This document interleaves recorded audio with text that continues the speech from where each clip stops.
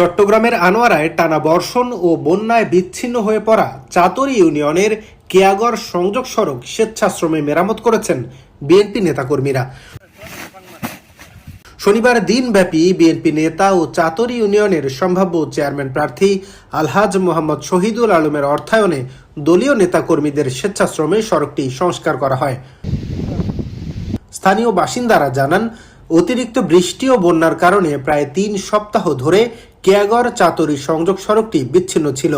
এতে রোগী পরিবহন, কৃষি পণ্য আনা নেওয়া এবং চাকরিজীবীদের চলাচলে চরম দুর্ভোগ সৃষ্টি হয়।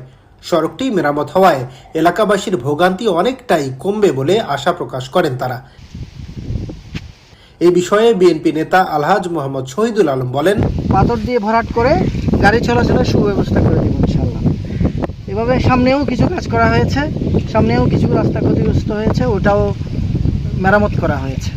এটা পাথর ফেললেই এটা মূলত গাড়ি চলাচল করা যাবে, মানুষের কষ্ট লাঘব হবে।